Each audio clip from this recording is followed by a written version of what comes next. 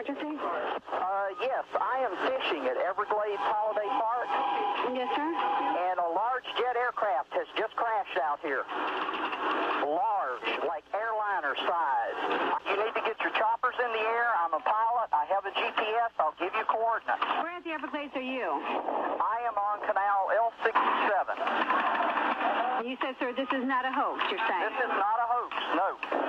I heard the impact and I saw dirt and mud flying in the air. Okay. The plane was sideways before it went out of my sight on the horizon about a mile from me. And one of the things that we saw with ValuJet, of course, was once the investigation started to take focus about what was going on in the hangar with the removal of these oxygen generators, that really started to open up the maintenance issues, if you will, how they were performing maintenance, what ValuJet and actually SaberTech, who was the third-party contract maintenance operation who was removing these oxygen generators, what they were doing or not doing with regard to properly documenting these oxygen generators that eventually ended up on a ValuJet airplane, which then led to an in-flight fire and the loss of the aircraft and 110 folks. One of the things that drove me crazy at that point in the investigation was when one of the maintenance people disclosed that they worked on this airplane for more than 30 days on the oxygen generators and all the supporting overhead supports and all the work done in the cabin. There was a lot of work done in the cabin. And there was not one piece of paperwork completed until about 5 or 6 days after the job was all done.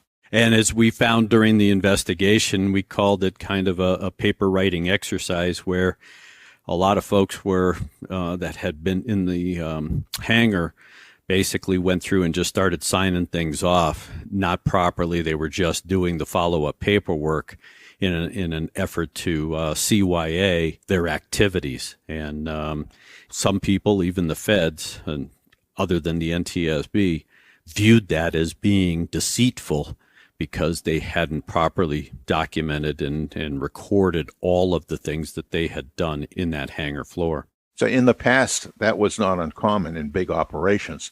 What was egregious in this particular one is the time between the beginning and the end, and the fact that the end, and they still didn't have the paperwork until they were getting ready to close this airplane out and get it out of the hangar. So there was a long lead time, and in fact, some of the people that had signed off portions of the work that were done told us that they don't even know if they did that work or not. But the manager came by and divvied up the paperwork, and they had a signature party. And so everybody had to take some of the paper and sign it off. And, that's not the way we operate. But now when there is an event and the NTSB and or the FAA do come into the hangar and they start asking questions and they want the folks to be forthcoming. One of the things about the NTSB is it works on volunteerism. And that is when I would go in and interview pilots or mechanics or managers or whoever, I was depending on them being very forthcoming in the interest of aviation safety. And while that may sound cliche, the fact is that the board, even though they have subpoena power, the authority that resides with the NTSB, they can't beat the truth out of anybody. They can't really get the story. And we found that with ValuJet during the public hearing when the mechanics pleaded the, quote, fifth to protect themselves from self-incrimination. But when they do participate, if there is a maintenance person that is participating, I mean, it is dependent. The board depends on them being very forthcoming. And well, it's not only in this case, but I have advised many of the people that are in the machinist union's accident investigation course, as well as the transport workers union. In fact, you and I have done training sessions with virtually all the unions. Yeah. And the message is the same. You come in there, you're part of the investigation, straight up tell the truth. Right? There's nothing wrong with the truth. People make mistakes. If you try to cover it up, now you got a problem because it will come out. There's no way that you're going to cover up because as the investigation continues, it's multiple layers. It's going to turn up. Pieces are going to turn up. Physical evidence is going to turn up. Hardware, witness marks on hardware. I mean, the list of the standard investigative processes uncover a hell of a lot more than ever make the report because it's so thorough. So I tell everybody straight up, just tell the truth. If you're in a union rep will deal with it afterwards if there's discipline involved from the company, or in some of the unions will actually provide a lawyer to try to protect your interest in front of any actions that come later. But you've got to be straight up, because if you try to bury it, it just gets worse and worse. And we've seen a number of accidents with maintenance-related issues. That Eagle Lake, Texas, I think it was Continental Express with a -7 or -8, where they had done the maintenance. There was a shift change. The work cards weren't properly recorded. Of course, they left part of the horizontal stab, not finished as far as rebuttoning up the skins and that kind of stuff. And there was, again, a problem. The airplane took off, and the horizontal stab failed, and next thing you know, we had a loss of an aircraft. I mean, these are the kinds of things. Even the shade tree mechanic, if you will, the guy who's working at a general aviation airport, you're never immune to any of this. And you've seen it, I think, from the board position, where you've seen actions that were taken against mechanics, where they petitioned to the board for you to review it to see if the facts, conditions, and circumstances warranted the violating action that the FAA proposed. Today, especially after 9/11, the FBI is involved in every accident now. They have a presence there all the time. They're looking for a federal violation, not so much that they start their presence, and once it's determined that it's an accident and not an intentional act, they kind of phase themselves out. But again, the fact that how they stay phased in, like with a TWA-800, where they stayed pretty much throughout that entire investigation, even though it was determined to be an accident and not an intentional act. In fact, stated gauge, they had more people as part of that investigation than the NTSB did. Yeah, they did. They had plenty of presence, because if that ever turned out to be a criminal act, they were posed to strike. And they also had a presence on TV, giving a lot of press conferences during the course of the investigation, even though the NTSB was providing, quote, factual information. The issue, and of course the conspiracy theorists out there then came through and said, well, why is the FBI so involved still if this is an accident? There'll be somebody there giving tickets away on American Airlines. As the jet pulled back, people waiting inside heard good news. The plane was heading for Love Field to be repaired. Passengers, some had waited since 5 a.m., were finally heading for home. I'm just beat. I mean, I don't want to sit down anymore. I don't want to stand up anymore. I just want to get home. The first 2 ValuJet flights from DFW were grounded due to problems with a latch that holds open the entry door. That latch was not catching. So therefore, if a high gust of wind came, it could cause that door to go. A late morning flight was canceled due to a lack of passengers, but the 210 flight left on time with 97. The FAA and ValuJet agreed to ground any and all flights with any mechanical errors. What we're doing with the FAA to conduct all of these inspections will give us the ability to do the inspections, enhance the safety to the highest level. People cheered when the first passenger claimed his tickets at the American Airlines counter. While that happened here, the company announced in Atlanta it's cutting its service to 31 cities in half, leaving just 160 daily departures using its 51 planes. Maybe if we get a rental car to get us down to Newport News or something. We're told ValuJet paid more than $50,000 locally to put passengers on other carriers, but even that's not putting Leach and his friends all the way home. And all the while, Dallas-based ValuJet employees are emotionally numb from the deaths of their friends last Saturday. We've been too busy trying to keep things going and trying to hold up face and trying just to keep the operations going. And it's really working is what's getting us through it. But it's just, it's hard on everyone.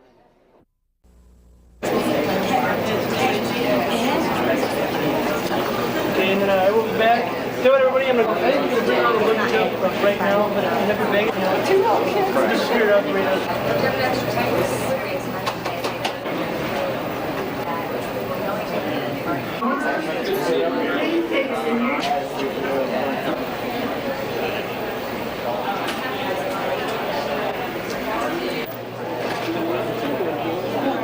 I did. I wouldn't be on that. Didn't want them big chicks.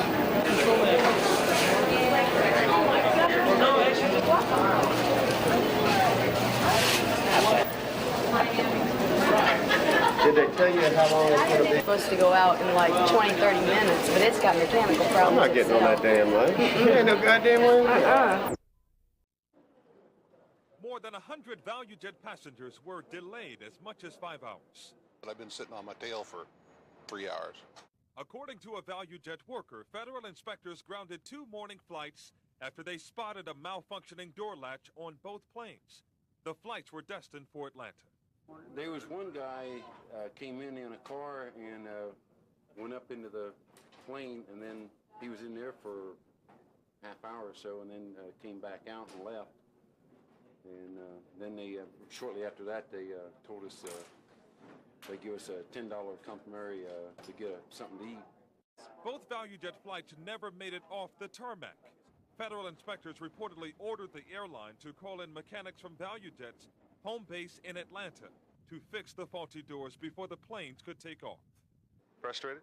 Yeah, I'm a little frustrated. Hopefully we won't be as delayed today as we were last Friday. I just came up to the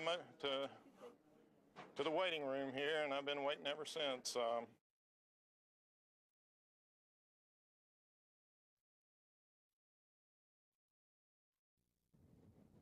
Federal inspectors reportedly found a malfunctioning door latch on flight number 238 when they ordered it to stay on the ground. It was scheduled to take off just after 7 this morning.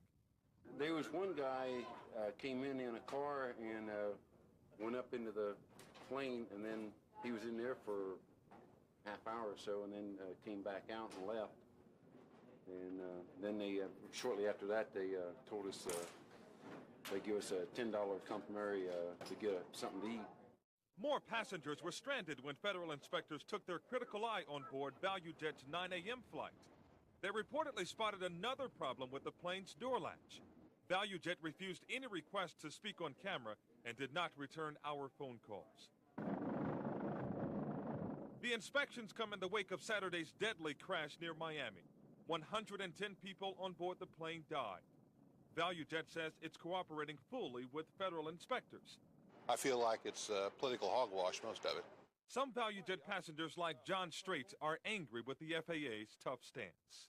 100,000 miles that these airplanes fly without incident. How many hundred thousands of travelers travel throughout the United States right now with nary an incident whatsoever? It's ridiculous.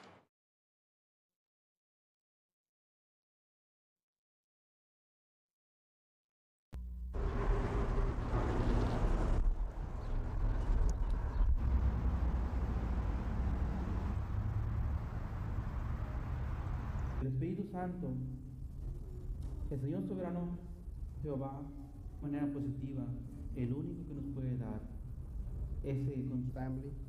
I would like to welcome all of you to celebrate, honor, and remember Nephi's life as a friend, as a role model, and a family member.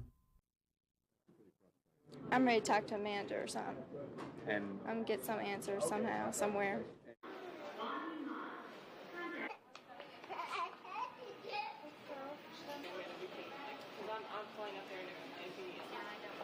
I don't know yet what the plan is. 3 hours to drive here to get here from Oklahoma City in order to catch the flight, and they haven't called or anything, and they haven't said anything. No one has addressed me at all.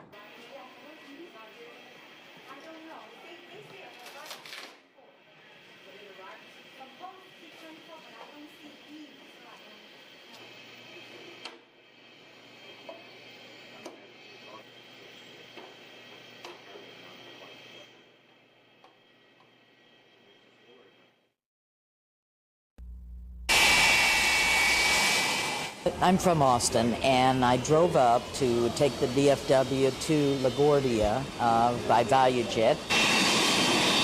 But as the last ValuJet DC-9 to leave DFW Airport taxis to the runway, Gabrielle Ryan is not on board. The problem was I would be stranded. Stranded because of a voluntary shutdown by the Atlanta-based airline, which goes into effect at 11 o'clock Monday night Dallas time.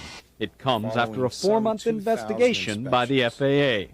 The airline has not demonstrated that it has an effective maintenance control system. The investigation began before the May 11th crash of ValuJet Flight 529, but it intensified after that DC-9 went down in the Florida Everglades. killing all 110 people on board. FAA inspectors performed the equivalent of 4 years of surveillance in just 4 weeks. The shutdown comes with little warning, catching many in Dallas off guard, including ValuJet employees. I don't know. I have no idea what's going on. Nothing. And that adds to the frustration of those hoping to fly. At one time, tempers flaring to the point airport security is called. Right now, I'm trying to get my thoughts together, figure out where I'm going to, A to B, Still others didn't get the news until they arrived at an empty ticket counter. What happened today? They voluntarily have been grounded or grounded their airline. No, I haven't heard anything on that.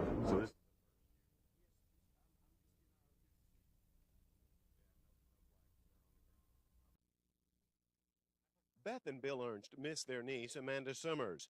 22-year-old Mandy lived with them when she died aboard the ValuJet Flight 592 that crashed in the Florida Everglades outside of Miami. News of the carrier shutdown is reopening emotional wounds the family is struggling with. My son's having problems, and the maid she lives with us, she's having problems. I'm having problems. The Ernst admit it's painful to follow the details of the investigation into the May 11th crash, but feel if any carrier is acting improperly, the Federal Aviation Administration should shut it down. I hope somebody's researching it and trying to come up with a different system or different method that will, reduce the odds or eliminate this ever happening again. Attorney John Howey, a former military pilot, agrees. Howey filed a complaint to shut down ValuJet because, as he says, ValuJet was not meeting its duty to provide service with the highest possible degree of safety. The information that was known far in advance, or well in advance of this crash, clearly demonstrated that ValuJet was not fit nor able to provide safe air travel.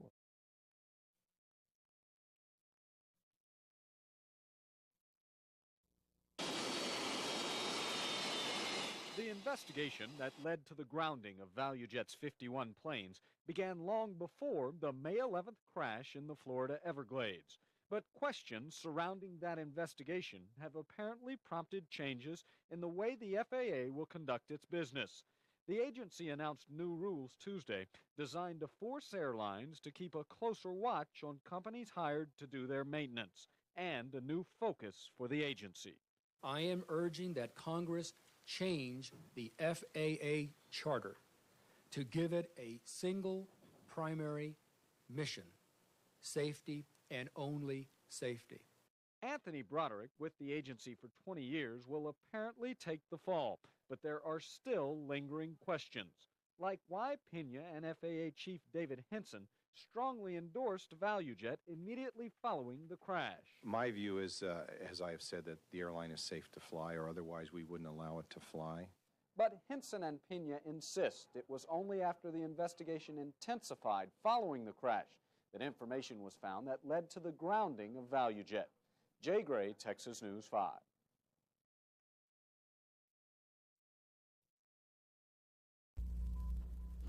A crash could happen in either one of these airlines, so you can't just stop flying. But to make air transportation safer, the FAA is making some significant changes in the way it does business, especially in the inspection category. To broaden, strengthen, toughen, and improve our oversight of airlines that rely upon contract maintenance and contract training. The FAA's role is to promote aviation safety and commerce, but officials now want to narrow that focus. I am urging that Congress change the FAA charter to give it a single primary mission: safety and only safety. In another major move, the FAA's top enforcement official, Anthony Broderick, is taking early retirement. This is a devastating day. Meanwhile, ValuJet's president defended his 3-year-old discount airline and pledged to meet all the FAA requirements to get it flying again. I happen to think it's unfair, but I think I could be forgiven if right now I'm a little on the sensitive side and maybe a little too defensive of my company. FAA officials acknowledged they'd never seen a new airline grow so quickly, and they conceded the rapid expansion of airlines like ValuJet have increased the agency's workload. Nonetheless, the FAA committed 60 inspectors to checking out ValuJet's 51 planes day in and day out for the past month. And Louis Jordan says the scrutiny was unjustified. 60 inspectors overseeing 51 airplanes every night and day for over 30 days would be the equivalent for one of the big three airlines of having 600 inspectors on its property. Right now, ValuJet's 4,000 employees are without work. Customers are without tickets, and they're getting refunds. But most seem receptive to flying ValuJet again. When they be back, probably they're going to be more secure. Linda Frederick, Texas News 5. What is your name, sir? Adolfo? Adolfo and last name? Ноvaco.